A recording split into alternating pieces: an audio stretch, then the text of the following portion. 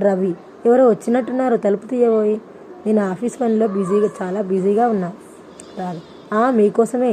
పక్కింటి ఆవిడ ఫేస్బుక్లో ఇందాక ఈరోజు బిర్యానీ చేశా పోస్ట్ పెడితే మరి నాకు అన్నారట కదా, అందుకే పట్టుకొచ్చింది.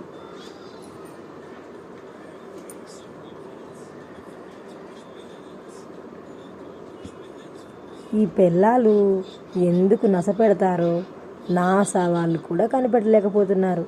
ఇంకా మనం ఎంత చెప్పు. ఊరుకో, బాధపడకు.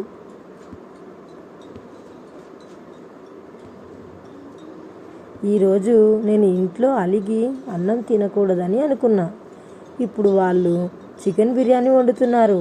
వాసన గుమగుమా అని వస్తుంది.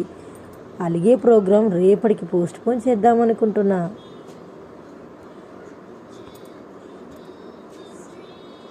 నోట్: సండే అలిగే ప్రోగ్రాం ఎప్పుడూ పెట్టుకోకండి, అది మనకే నష్టం. సుబ్బమ్మ: మగాడిని లొంగ తీసుకునే నైపుణ్యం ఆడవారి చేతి వంటల్లోనే ఉంది. వంట చక్కగా రుచికరంగా చేసే స్త్రీ అంటే ఎటువంటి మునగాడైనా పడిచేస్తాడు. లక్ష్మి: ఓహో, అయితే ఇప్పుడు అర్థమైంది. సుబ్బమ్మ: ఏమర్థమైందమ్మా నీకు?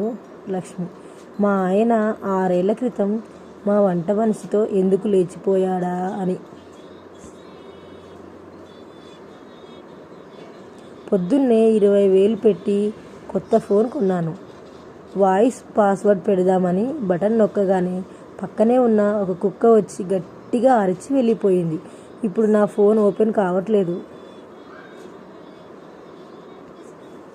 Thanks for